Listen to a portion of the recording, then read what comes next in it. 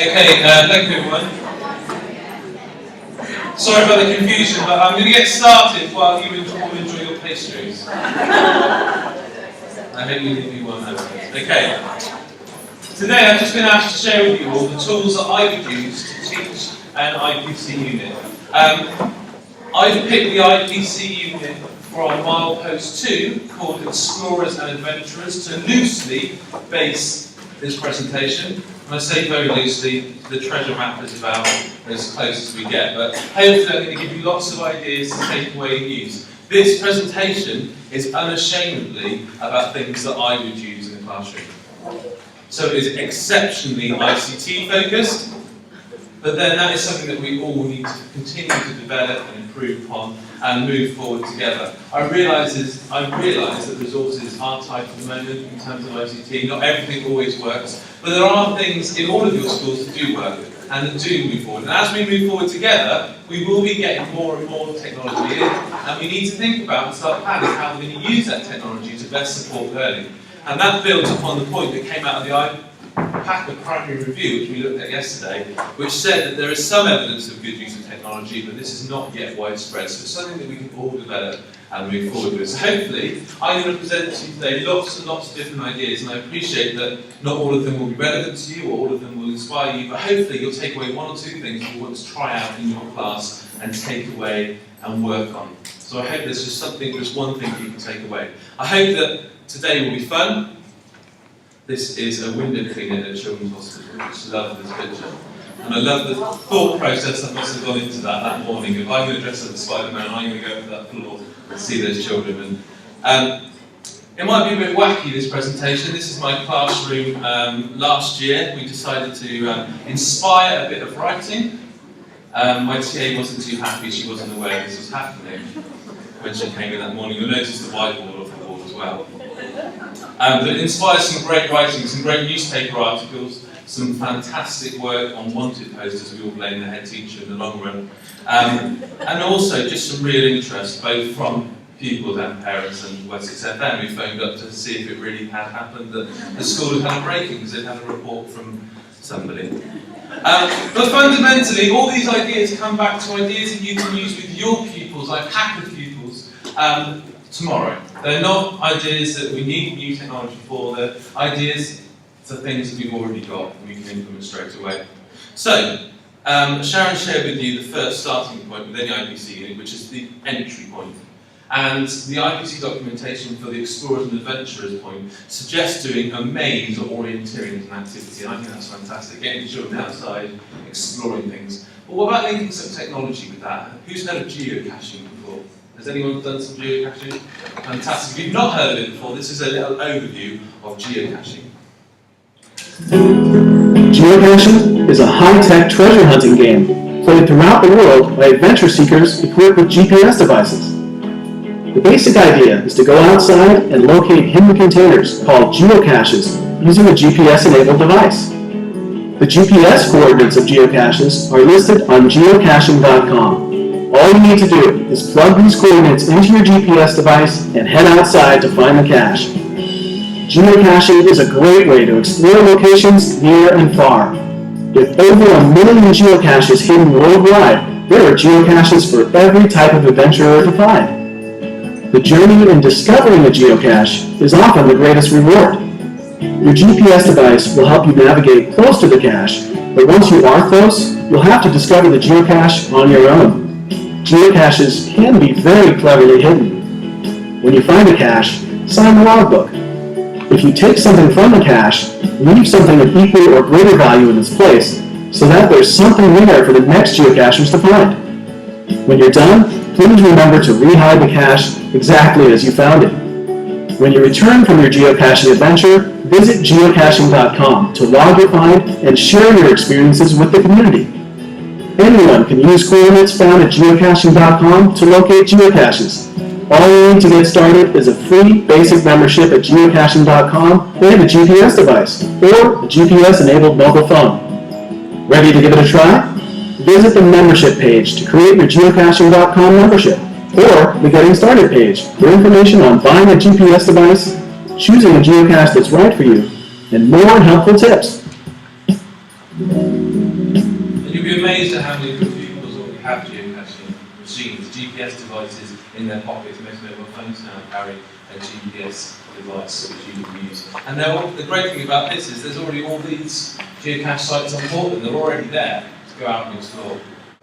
There's an old-fashioned treasure map. And how exciting would it be that there was just a big treasure map waiting for your class when they came in one morning without any explanation at all? And that set them off on a treasure map around the school, around your local area, or across Portland. Imagine involving different businesses and different sites of interest on the island as part of that treasure map to give you clues.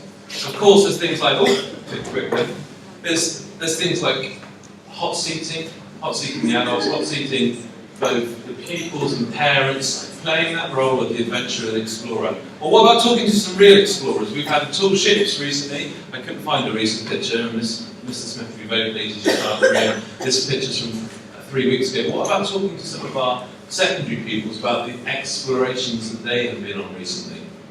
Linking that up within IPACA. What about getting a guest speaker in, someone like an astronaut? You can do this with the power of Twitter. There are astronauts up there in space, now and again. And they're on Twitter. You can ask them questions and they respond. They have like a weekly open session where they take questions from around the world.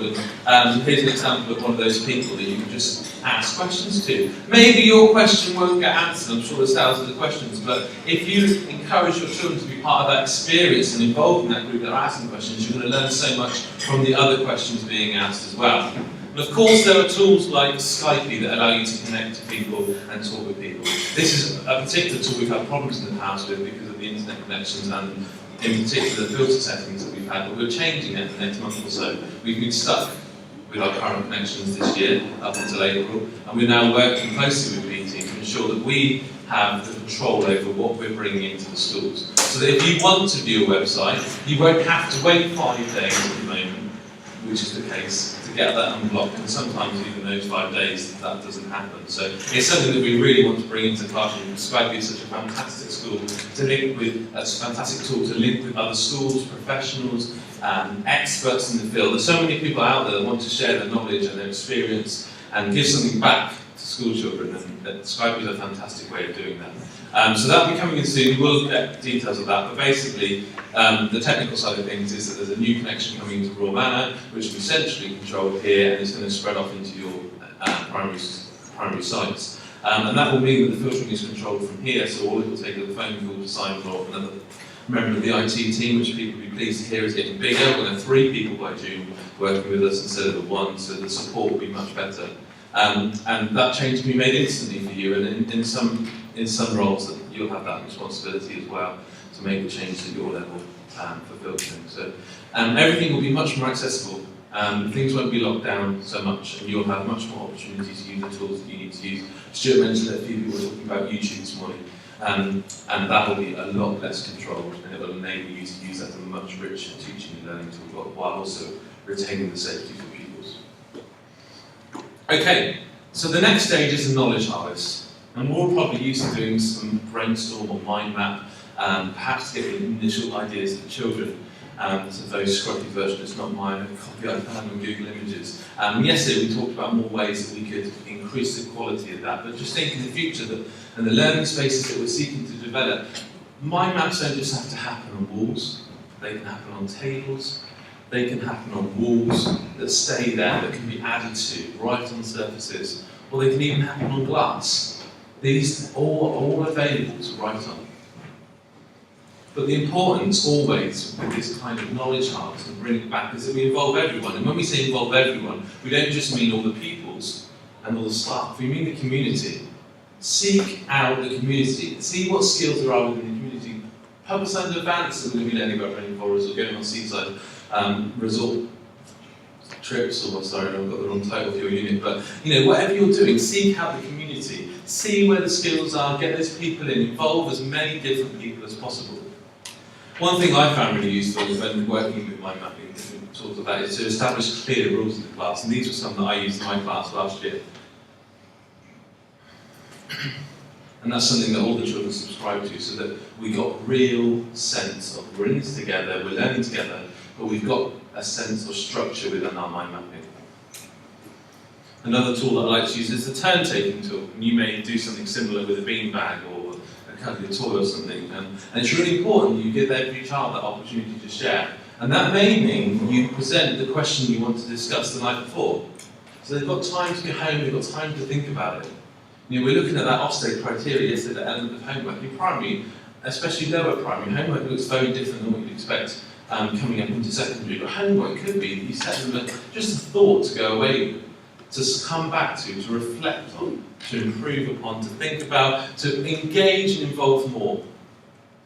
So there are alternatives, there are ICT alternatives. There's Popplet, which is an online mind mapping tool. This is what you can set up, and you can send a link out either through the IPACA website, through a newsletter, maybe before a half term. You can say, well, we're using this tool now, and you can add to it at home. And you just set the initial title up and say, off you go, add as many thoughts as you can. And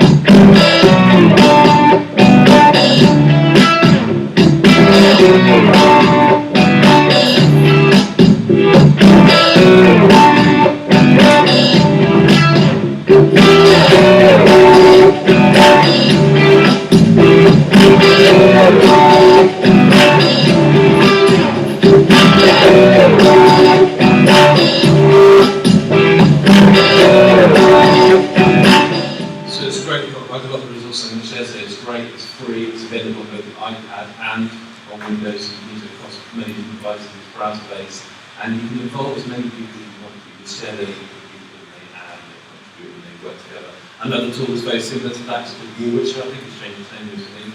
I used this recently back in November when we had our IPACA remembrance tool on the website. That was made using Aldridge, you just set it up again, invite people to contribute. You can have a moderator role on that, so anything that's added you have to approve or appear on the page through the tool. So that's another great tool. We used a brainstorm distilled design tool yesterday. It's a tool that I really like using. The post-it board, Jane shared an example yesterday, but an idea of getting ideas down. That sense that it grows throughout the unit. Hopefully, your children will leave an IPC unit with more questions than they started with, because you will spike their enthusiasm. They want to go on and learn more about these things. That's what we want by learners. We want them to leave with more questions than they come in with. And then the post-it board is a lovely way of doing that and seeing the thoughts grow. And that kind of links with the wonder wall that I mentioned yesterday as well, that wall where children and adults and every learner that's in that space can ask questions and have them answered. It doesn't have to be clean, it doesn't have to be tidy, it just needs to be there and enable them to contribute and grow together. That's just the back of the cardboard box that we're using that film. But it always comes back to this knowledge hub, it always comes back to involving everyone, not just involving a small group, but the ones that have really got this quick and initial ideas. It's about drilling down, finding out what they all want to learn, giving them time, giving them space to contribute. So that's the knowledge harvest. The next step is explaining the theme and the project work, and this is unashamedly completely ICT focused. Like I said at the beginning, you're not just going to use ICT tools to teach ICT, you can use a range of things, but my job and my title means I have to come to you today and share those ICT things. Encourage you to embrace them, and I'm going to present as many different as possible very quickly now, because I'm conscious that you all want to go back and do your planning.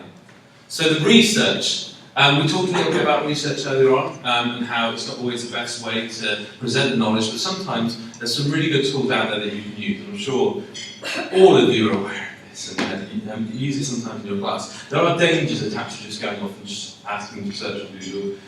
Time is a big one, because invariably, young children, will type in either something wrong or something that's not really closely linked to what they want to find out. And as a result, You know, it can take them a long time to find the content that they need to, or that's appropriate for them. You know, say for example, you type in Margaret Thatcher into Google at the moment and you were doing some history work with her, you know, just think about what would come out and the sort of, would it be appropriate for children? So there's lots of different things you can put in place, things like safe search tools, things like using the reading age tool that not many people know is out there. If you click more next to Google, you can search for content based upon the appropriate reading level. So you can choose content that is just appropriate for 5-year-olds. You can choose content that is just appropriate for 8 to 10-year-olds. It works a bit like that. I think it's based on the American grading system, but you can always convert that to us. And it's a nice way of starting and a nice way of getting things. There's another tool called the history tool. I think that's what it's called. It's a timeline tool.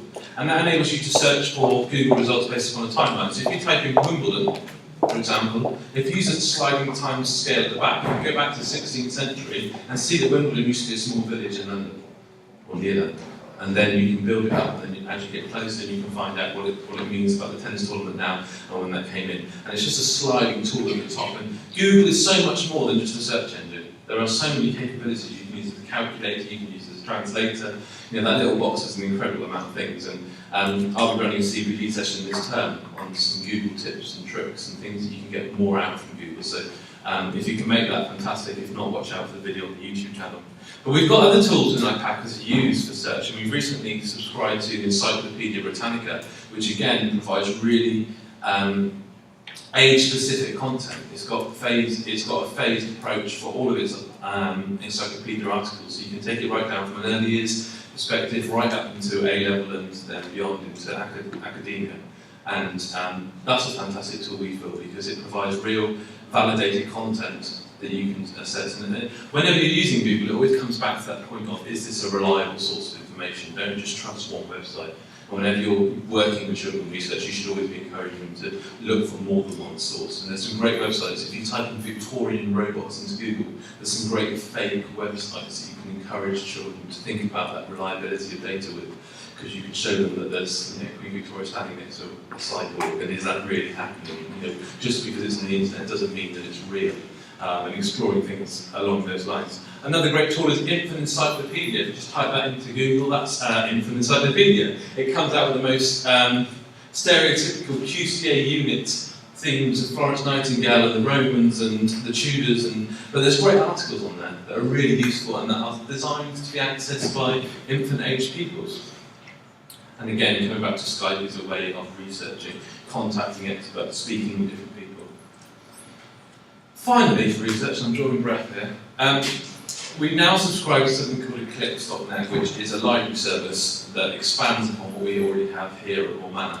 So now, across this coming term, all our library systems will be centralised. So if you want to search for a book on the library system, you'll search and it will show you which campus that book is in. So if you want to find out if there are any books at Royal Manor that will be useful for your topic, you can do. And obviously that's going to give us big advantages moving forward and coming together. Eclipse.net also has an ebook service that we will be looking to implement that works on iPads, that works on, it's a cross-platform, it works on any internet browser. So it's going to enable you to access ebooks in the classroom as well. So watch out for more information about that. Talking about ebooks, what about making your own ebook in class? There's a fantastic iPad app that's called eBook Creators aimed at primary aged pupils. And this is some information about that.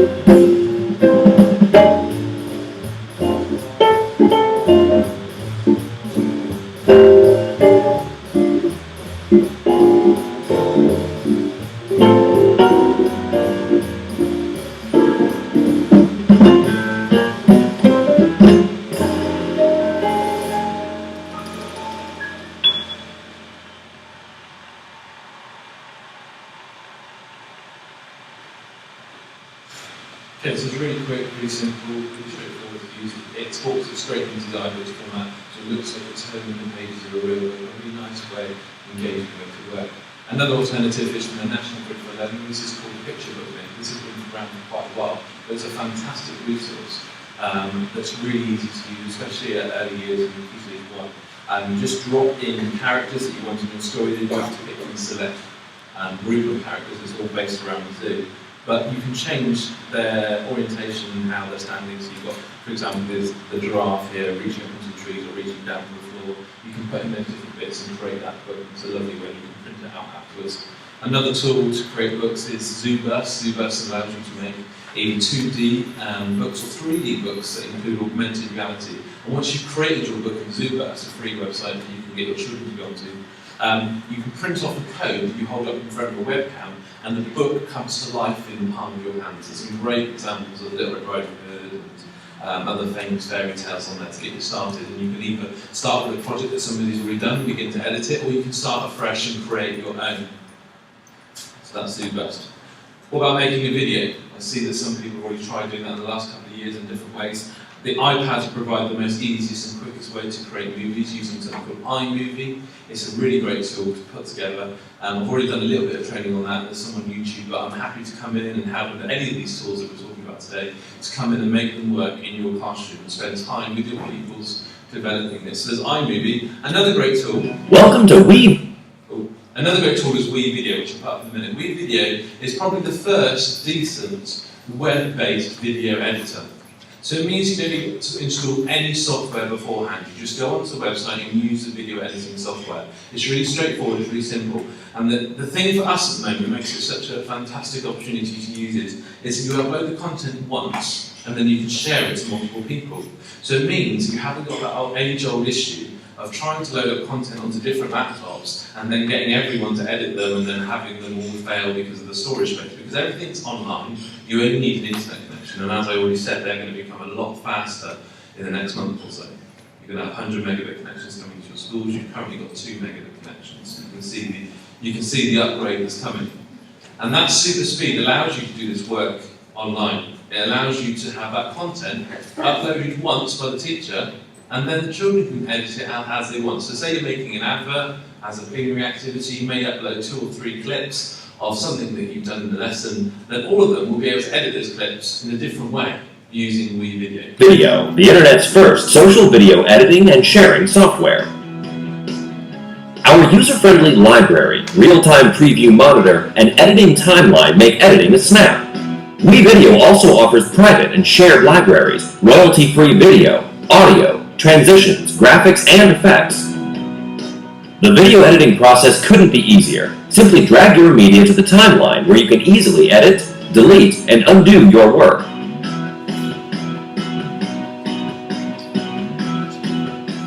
Next, add Hollywood-grade transitions between your video clips. The real-time preview in the monitor shows you exactly how they'll look.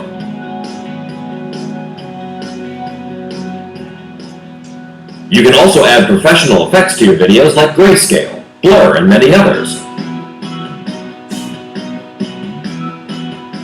Use convenient WYSIWYG text editing to personalize your video's text with a variety of fonts, colors, and effects.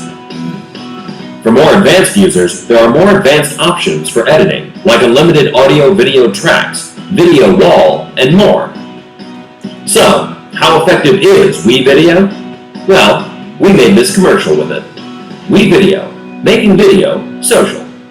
There's loads of support videos that go along with that as well. So stop motion is another way of creating content fast. This is something you can set up in your classroom and you get the children to come in and contribute with. And the fantastic tool that I really like using for that is something called iMotion HD. It's a free iPad app. Some of you would have seen me shown it before, but this is just a quick preview of what you can do with the power of this free app.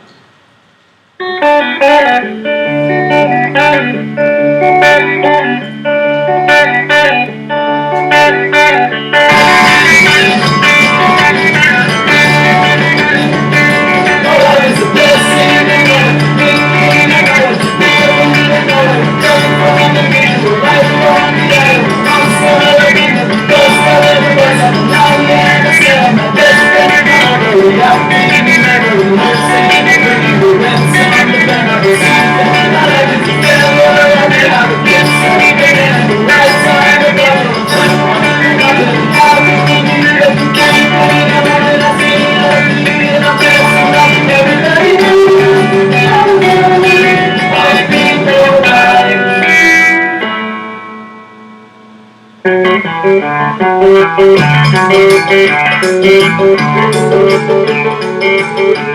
is just create the scene and the capture, and then you can create that stop motion animation. You can export that straight to the camera roll and import it into your computer. There's lots of different options there.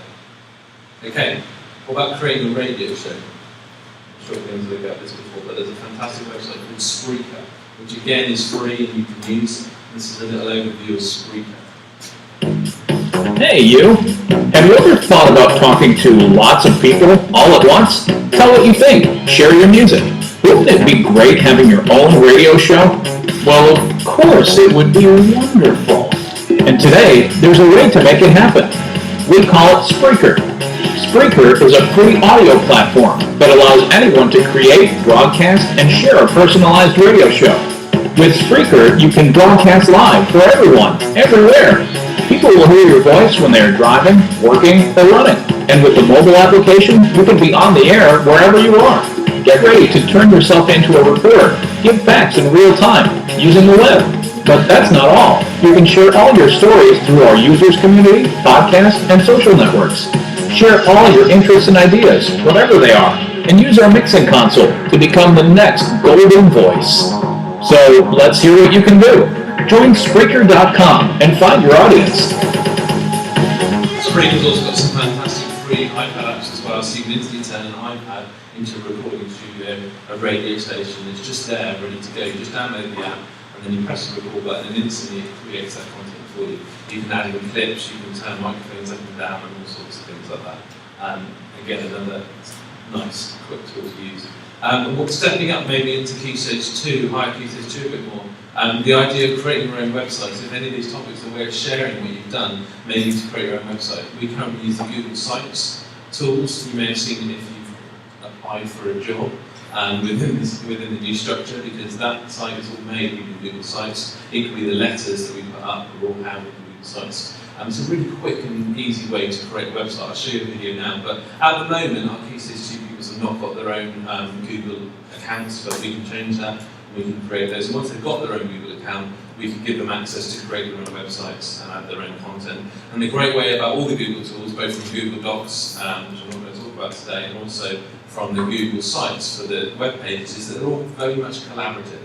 So you can create an overall page. Perhaps it's about your holidays. You can say this is our holiday page, but do you know what? I'm going to ask this group to focus upon food, places to eat, and I'm going to ask this group to focus on places to stay. And only those pupils can have access to those pages. So it means you can break up the groups a little bit and give them responsibility over different sections and create an overall website that is collaborative and that has been created together, instead of just asking every child to do everything on their own web page. It's just a way of making it more together and more involved. Google Sites makes websites and wikis simple, and it's free. Create and publish a new page with just a few clicks. Add info just like you do in a document. Just start typing. And you can insert pictures, videos, or other types of content. Make as many pages as you like, and arrange them as you please. All your info is stored securely, online, in one place. You can make your site public or private, and control who can edit your site. Getting started is easy, and there are a number of helpful templates. More than just a visual theme, site templates can include site structure, custom page templates, embedded gadgets, and more. So whether you're making a site for business, school, a club, or your family, you spend less time getting set up. Get your site at sites.google.com. And if you go to sites.google.com and sign in with your IPACA account, that's already given you the rights to do that. And what you can actually do is choose only to see that page yourself, or you can share it within the organisation, so only people with an IPACA email address can see it. So another tool which was touched on this morning is blogging. And again, we've got a fantastic tool to do that, a way of reaching out to a global audience. There's fantastic research out there that I can point you all to that shows the effect that blogging has on raising standards in writing. Just an immense opportunity. I've been working with some of the people that you will know that came up from the primaries last year. The very bottom Year 7 group here at Royal Manor, I've been working with as an intervention, and they've been doing their own writing blog. And their interest and engagement in writing has just gone through the roof, because they know that they're writing for a purpose. they've got an audience, someone to connect to. They've had people commenting on their work from Australia, from Norway, from America, from Canada, and that sense of someone's watching, someone cares about what I'm writing, and that can come from a teacher, that can come from a parent. When it comes from someone from another country that they don't even know, there's a real sense of empowerment. And we can set up blogs using Blogger, which you can use with our Google accounts again. All there's other sites out there, such as WordPress and different things I can point you towards and help you with. Another tool which we can use is a wiki. And I'm going to just have a quick show of hands. Anyone know what a wiki is? Fantastic. 2 or 3 people. This is what a wiki means. The word wiki is from a Latin word and means quick. A wiki is a piece of software. It was invented by a man named Will Cunningham, who's a computer engineer, while he was on a trip to Hawaii. He kind of had this thought of a new piece of software that could be used. Think of it as an electronic whiteboard, blank with anything to write on. Anyone can edit this type of website.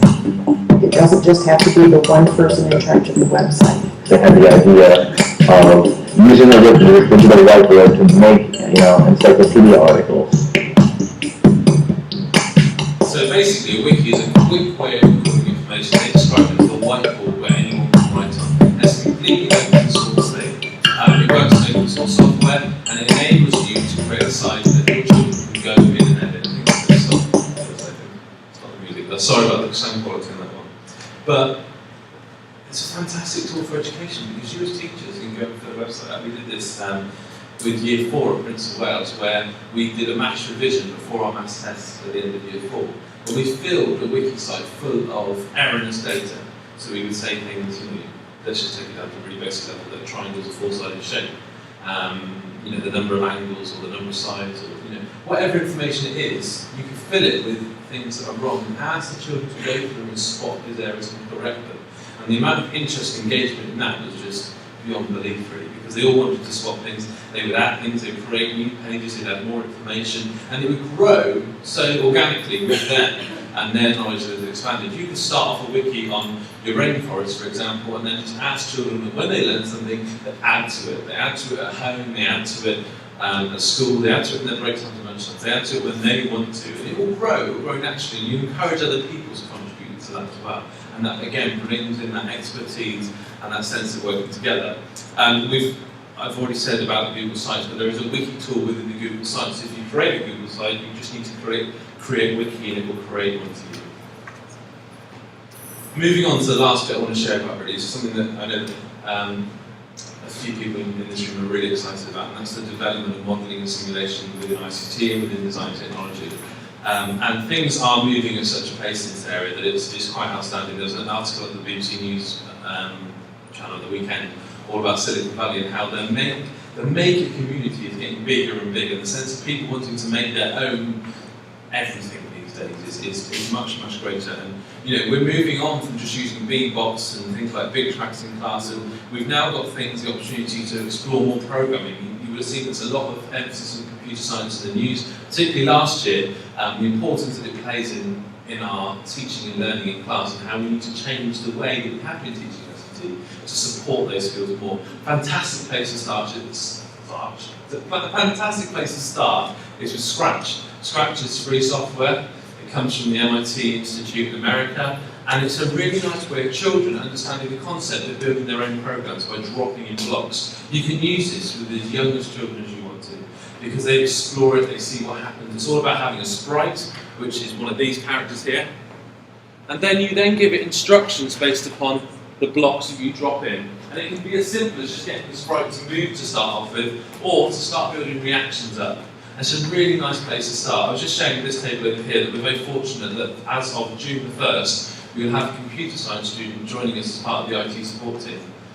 Somebody called Jordan Day, some of you may know, he's a former student. He's coming back and he's doing sandwich year with us for the year, from June through to September the following year. And that gives us a real opportunity with someone who's got some great skills to come in and help us with, whether it's making some iPhone apps or so looking at some Scratch. And that's someone who can really come in and help with those activities as well. So we've got that side of things with programming. And then there's also the design and making that I'm really excited about. Children love, adults love it as well, they don't tend to admit it as much. But children love making things out of scraps, and we talked about scrap stores yesterday, weren't we, Jane, and different things like that. And it's a really essential part of learning, whatever their age, to be able to take something and transform it and use their imagination, and that can come in so much with the IPC. It's a fantastic opportunity. But we can make it digital. We can use things like Google SketchUp, another free tool that we can put on the network for you to use and support. And now, the really exciting thing is that when children have made their models, we have literally today arrived in boxes in the DT department 2, and we'll have 3 by the end of the week, 3D printers. And I've already been showing you this table some things that have been printed this morning. The 3D printers take a children's design, and in the future we're going to have 3D scanners, so we could even scan in that boat that was produced before. Or if we've got a child that's in early years who's created a rocket out of toilet rolls and a yogurt pot, we could scan that into the computer and it can print a plastic version that they could keep forever. You know, it can print a smaller version.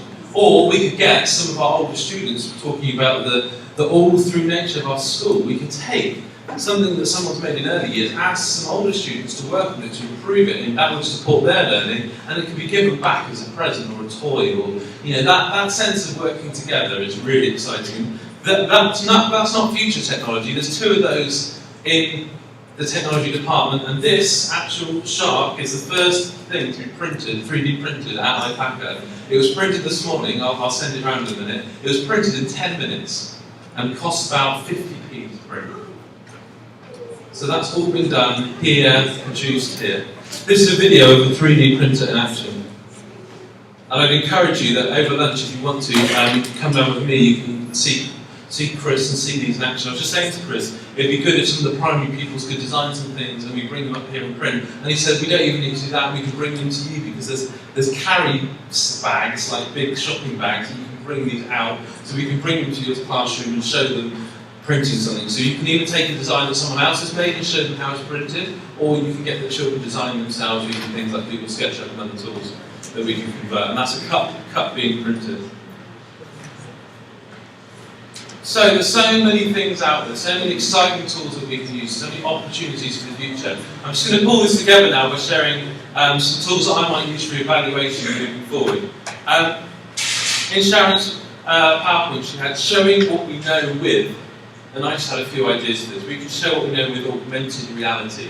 I know that a few places have seen this now. I know that Untitled have been doing some work with their library, and Royal Manor have had some things going on using it as well. And we used it down at Osprey Quay for the opening, and I appreciate that I haven't got around to showing on that yet, and I'll try to do that this coming term. But augmented reality is a fantastic tool, and this is a video from some digital leaders at Downlands Primary School showing how they use augmented reality. From down in school, and we made you this presentation. Bring your posters to life using these 2 apps. This here selection movies, this here selected photos, this is the sensitivity, this is the colours, this is where you see your recorded videos, this is the timer, and this is the record and stop button. This is how to use green screen. As you can see, 2 people are being green screened. This is how it will work. Jamie will press the top left button to choose his video. He will select his video on his camera roll. He will press his background to get it to show video. And then when he presses record, it will start the video. He'll press the forward button and he will go to his settings to view his video. Then he will export it to gallery. He will go on the Erasmus app. He will choose the camera symbol.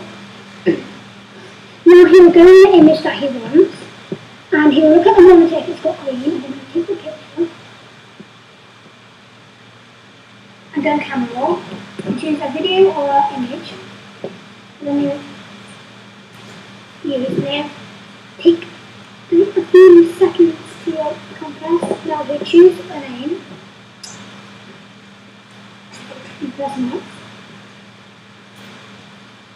Now he will make the image big or small. And press save. Now it's here. We're going to be doing it. Now he will go on the image and you can see it.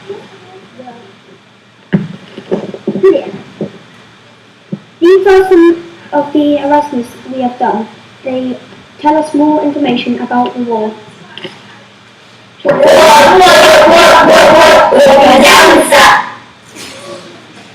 Okay, it's just a lovely example of how pupils are really leading their learning. And if you're not sure and if you're not confident about using something like the writing, ask your pupils. The digital leaders have been making their own, or ran some of our book reviews as part of our book there. We had about 15 of those coming in. They've done it at home, and they've used various different devices to do it, and those are all primary age people. Another way we can get our information shared and share all our learning and evaluate what we've done is to do something for the website. And you get the odd email from me, question we can use, but it really is so important that we can tell everyone what's already happening before, all the fantastic learning that is happening can go through the website. And I have to admit that we tend to get more from secondary than we do from primary. And I know there's some fantastic things happening in schools. And whether it would just be the celebration of one person's, or one group's learning, or something's happened, just like you would previously with your school newsletters or school website, the IPACA website is a way of celebrating that. We want 2 or 3 news stories a day going up on the website. We want it a place where our community check back and continuously see things, checking over. You would have seen that I redid the website through the Easter holidays, and there's now an even bigger focus on news on the front page. And that's only going to work if we get more news stories in. So please, if you finish something, or even if you're showing the learning that you're doing to get somewhere, please share it, because that learning is just as important. We can get it out into the IPACA community, and obviously we're part of a bigger community as well now. We've got the Aldridge Foundation. There's lots of opportunities to link with secondary colleagues, both here at Royal Manor, but also from around the country. And there's so many people that want, within the Aldridge Foundation, that want to reach into Popplet and see what we're doing, because we're the only primary element at the moment within the Aldridge Foundation, and they love to hear and learn from our best practice that we have here. So, just to finish, self-assessment and peer assessment. Using post-it notes, I mentioned yesterday that I love post-it notes as many different colours as possible. Using them to reflect on our learning, looking at tickle pink and growing green and whatever terminology that you choose to use. Using the power of the blog to reflect upon.